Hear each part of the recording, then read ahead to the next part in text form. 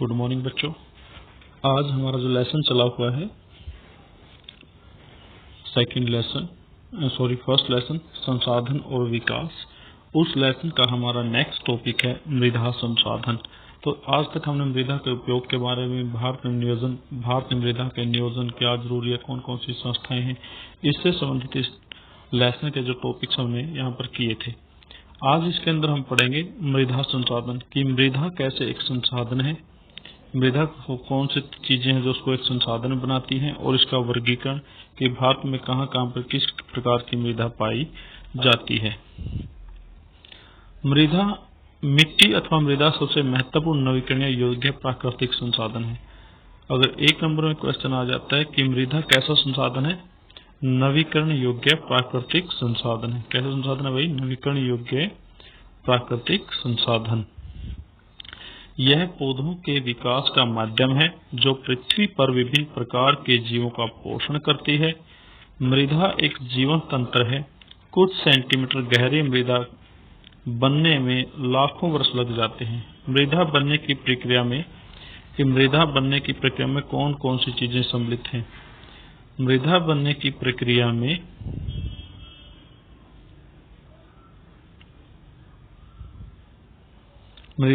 प्रक्रिया में उच्चावच, जनक शैल अथवा सशस्त्र शैल, जलवायु, वनस्पति और अन्य जैव पदार्थ और समय मुख्य कारक है। प्रकृति के अनेक तत्व जैसे कि तापमान परिवर्तन, बहते जल की क्रिया, पवन, हिम नदी और अपघटन क्रियाएं आदि मृदा बनने की प्रक्रिया में योगदान देती हैं। मृदा में होने वाले रासायनिक और जैविक परिवर्तन भी महत्वपूर्ण है।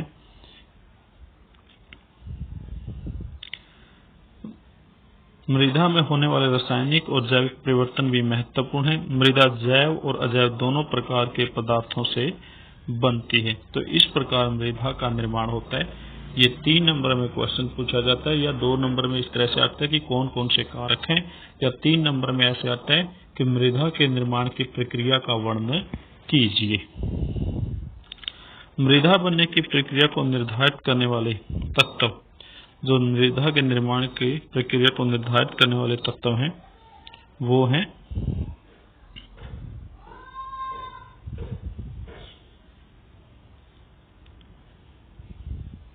मृदा बनने की प्रक्रिया को निर्धारित करने वाले तत्व उनके रंग, गहराई, गठन, आयु व रासायनिक और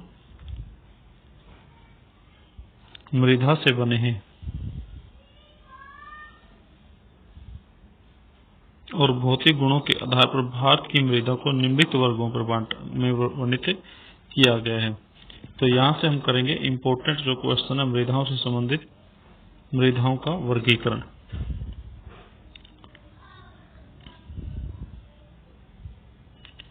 यह है मृदा का वर्गीकरण जो सबसे इम्पोर्टेंट इसमें माना जाता है। मैप के लिए भी काफी इम्पोर्टेंट है। मैप का जो आता है इस लेसन का, वो इसी पोर्शन से आता है। यहाँ पर हम जो हमारी मृदा है या मुख्य मृदाएं हैं, उनका प्रकार के बारे में पढ़ेंगे, उनकी विशेषताओं के बारे में पढ़ेंगे, वो कौन कौन से जो तत्व है जिनसे वो निर्मित हैं, और उनकी जो दर्शाए हैं मानचित्र के ऊपर वो कहाँ पर दर्शाई गई है, वो इस पोर्शन के अंदर हम पढ़ेंगे। भारत में अनेक प्रकार की उच्चावच, भू आकृतियां, जलवायु और वनस्पतियां पाई जाती हैं। इस कारण अनेक प्रकार की मृदाएं विकसित हुई हैं। सबसे पहले हम पढ़ते हैं जलोढ़ मृदा। जलोढ़ मृदा, यह मृदा विस्तृत रूप में फैली हुई है और यह देश की महत्वपूर्ण मृदा है। वास्तव में संपूर्ण उत्तरी मैदान, जो उत्तर के मैदान है, मृदा से बने हैं। यह मृदा हिमालय की 3 महत्वपूर्ण नदी तंत्रों सिंधु, गंगा और ब्रह्मपुत्र नदियों द्वारा लाए गए निक्षेपों से बनी है। किसका निर्माण किससे हुआ भाई? हिमालय की 3 महत्वपूर्ण नदी तंत्रों के सिंधु, गंगा, ब्रह्मपुत्र नदियों के द्वारा लाए गए निक्षेपों से बनी है, डिपोजिट से बनी है। एक संकरे गलियारे के द्वारा यह मृदा राजस्थान और गुजरात तक फैली है। पूर्वी तटीय मैदान, विशेषकर महानदी, गोदावरी, कृष्णा और कावेरी नदियों के डेल्टे भी जलोढ़ मृदा से बने हैं। तो ये है इसकी लोकेशन, जलोढ़ मृदा की लोकेशन। जलोढ़ मृदा में रेत, सिल्ट और मृतक के विभिन्न अनुपात पाए जाते हैं।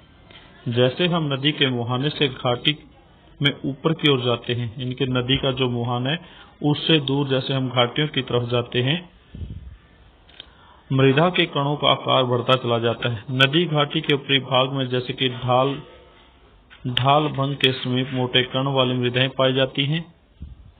ऐसी मृदाएं पर्वतों के तलहटी पर बने मैदानों द्वारा चौक क्षेत्र और तराई में आमतौर पर पाई जाती है, जिससे कि हमने 9th क्लास के अंदर बाबर भी कहा था। जो चौक क्षेत्र है वो बाबर का क्षेत्र आ जाता है। जब ऊपर से जो पहाड़ टूटते हैं या पहाड़ टूटने का जो पत्थर आते हैं वो नीचे आके इकट्ठे हो जाते हैं, वहां से जो पानी है वो निकलता रहता है, लेकिन उसमें जो बारीक कण है वो आगे चले जाते हैं, जिससे आगे जाके तराई के क्षेत्र बनते हैं। कणों के आकार या घटकों के अलावा मृदा की पहचान उनकी आयु से भी होती है। किनके अतिरिक्त मृदा की जो पहचान होती है उसके आयु के आधार पर भी होती है। जलवायु के आधार पर जलोढ़ मृदाएं दो प्रकार की हैं। जलवायु के आधार पर कितने प्रकार की हैं? दो।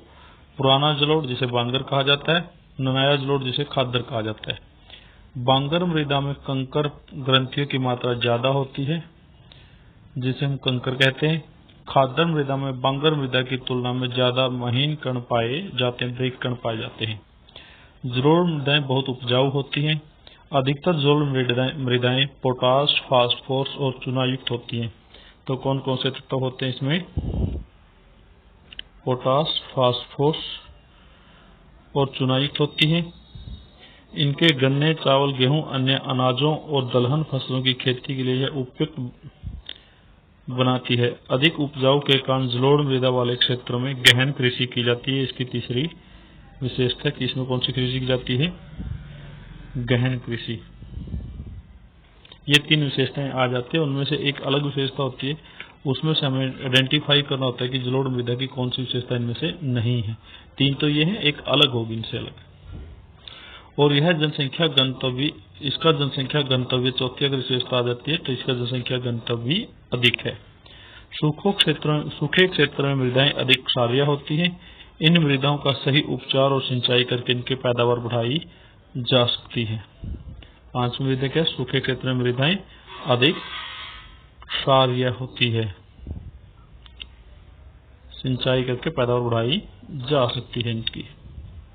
तो ये थी हमारी जलोढ़ मृदाएं। और जलोढ़ मृदा का जो हम पोर्शन देखें मैप में, तो ये जो पोर्शन है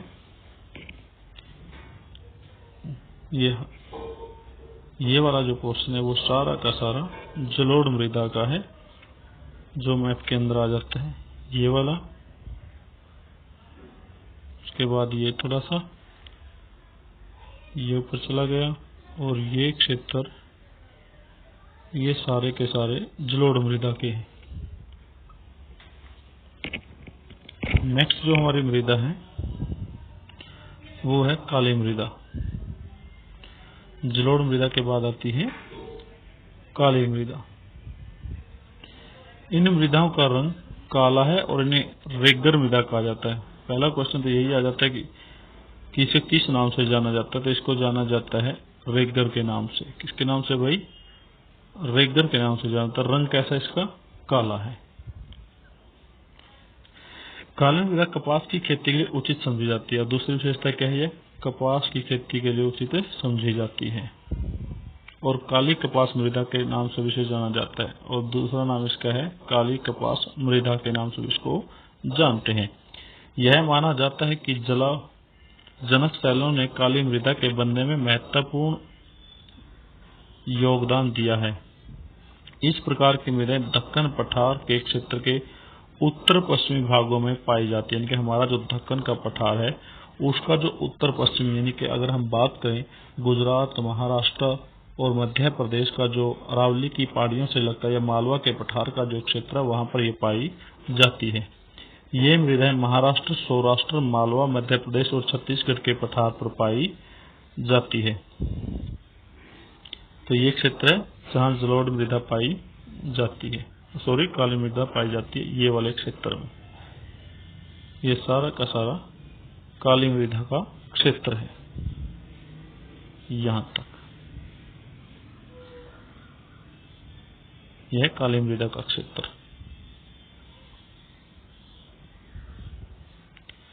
दक्षिणी पूर्वी दिशा में गोदावरी और कृष्णा नदियों की घाटियों तक फैली है। काली मृदा में बहुत महीन कण अर्थात मृत्तिका से बनी है। यह किससे बनी है? महीन कणों से। इसकी नमी धारण करने की क्षमता बहुत होती है। इसकी नमी धारण करने की क्षमता क्या है? ज्यादा है। इसके अलावा यह मृदा कैल्शियम कार्बोनेट, मैग्नीशियम, पोटास जैसे पौष्टिक तत्वों से परिपूर्ण होती है। ये इसके पौष्टिक तत्व हैं, परंतु इसमें फास्फोरस की मात्रा कम होती है। जिनकी लोड मृदा में फास्फोरस ज्यादा होती है और काली मृदा में फास्फोरस कम होती है। गर्म और शुष्क मौसम में इन मृदा में गहरी दरारें पड़ जाती हैं। ये भी इसकी एक विशेषता है। गीली होने पर यह मृदाएं चिपचिपी हो जाती हैं और इनको जोतना मुश्किल हो जाता है। इसलिए इसकी जुलाई मानसून प्रारंभ होने से पहले बौछार से ही शुरू कर दी जाती है। तो ये थी हमारी जलोढ़ मृदा। नेक्स्ट जो हमारा पोर्शन है वो है लाल और पीली मृदा का। ये है लाल और पीली मृदा।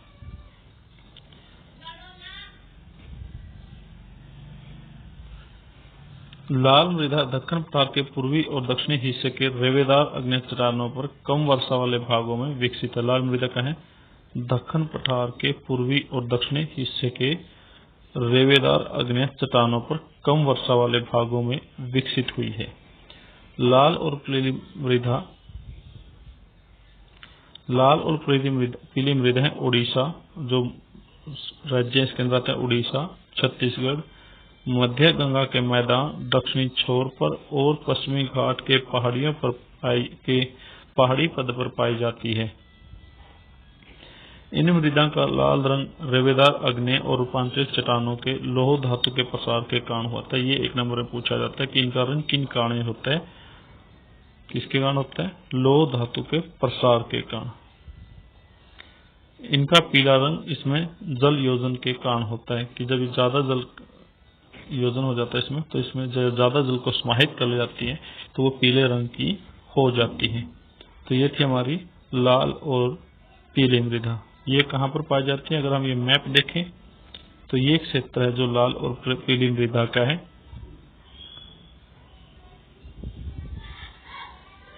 ये सारा का सारा लाल और पीली मृदा का क्षेत्र है।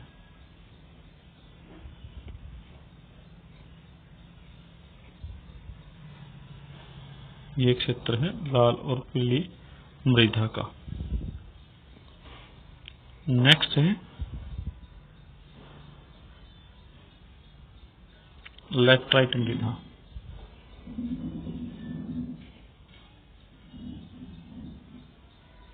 नेक्स्ट मृदा है लैटराइट। लैटराइट शब्द ग्रीक भाषा के शब्द लेटर से लिया गया है। किससे लिया गया भाई? ग्रीक भाषा के लेटर शब्द से ये लिया गया है। ये एक नंबर में पूछा जाता है क्वेश्चन। लैटराइट शब्द ग्रीक भाषा के शब्द लेटर से लिया गया है, जिसका अर्थ है ईंट। लैटराइट मृदा का निर्माण उष्णकटिबंधीय अथवा उपोष्णकटिबंधीय जलवायु में होता है।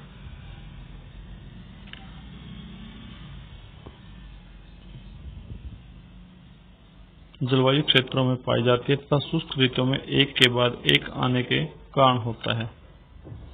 यह भारी वर्षा से अत्यधिक निष्कालन का परिणाम है, क्योंकि भारी वर्षा के अंदर जब ज्यादा से ज्यादा पानी का निष्कालन होता है तो उसके परिणाम स्वरूप होती है।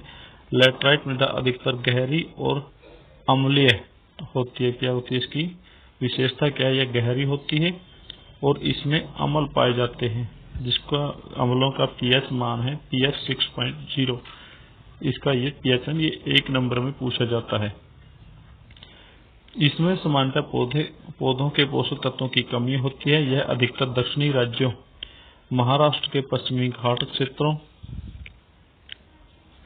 ओडिशा, पश्चिमी बंगाल के कुछ भागों तथा उत्तर पूर्वी प्रदेशों में पाई जाती है। ये है इसके लोकेशन के स्थान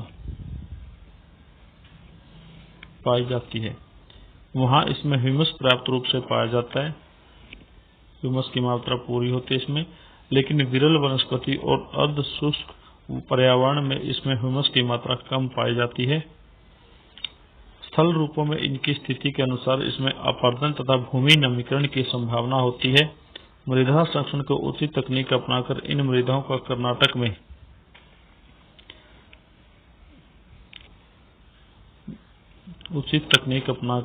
संरक्षण की उचित तकनीक अपनाकर इन मृदाओं में कर्नाटक, केरल और तमिलनाडु में चाय, कॉफी उगाई जाती है।